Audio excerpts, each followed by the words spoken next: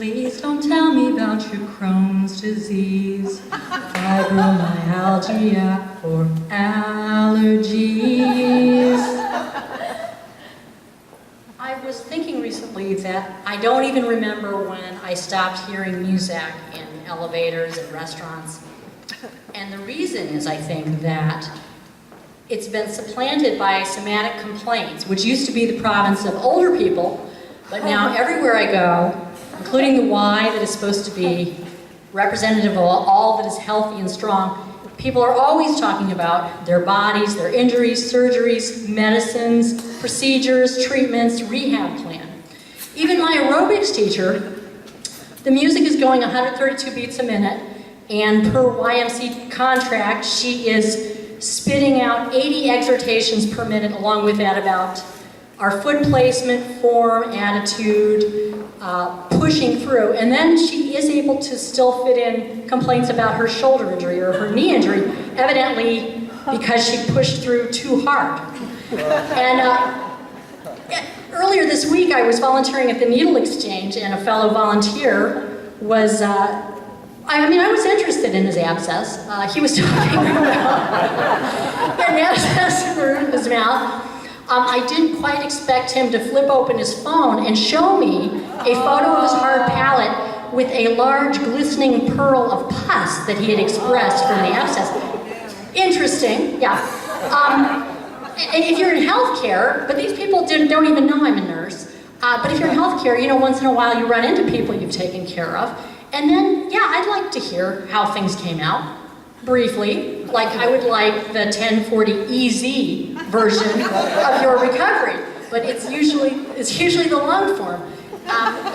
So quite a few years ago, I was in Safeway, am I shouting? Is this too loud? No. Okay.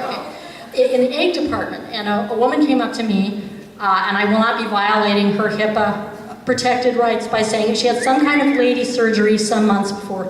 And she started in talking to me as if we had just parted, and I barely remembered her. She was going on about the difficulties she had, and then she said loudly, "Finally, Dr. X found out the infection was way up high in my vagina."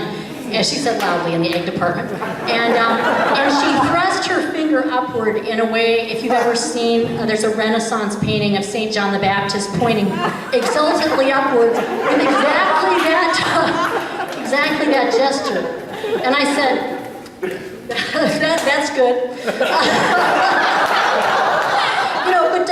People are shaped by their, not only by our culture and the hospital TV shows, but your upbringing. And I've actually heard of a guy who was brought up this way, which is when he was sick as a child, his mom would bring him grilled cheese sandwiches in bed and read to him, play cards with him. And he had very cozy memories of that. And I thought, what the hell kind of way is that to raise a child? Because, we weren't raised that way. My mother, her dad did all of her dental work, and he was a dentist. But her comment on that was, yeah, he used Novocaine, but not right away. So there's a lot that's suggested by that pause. Is that just 1 minute left? Okay. Well, to be continued at some point. But the advantages of growing up not enjoying the attention you receive by talking about these things is A, excellent attendance record at work.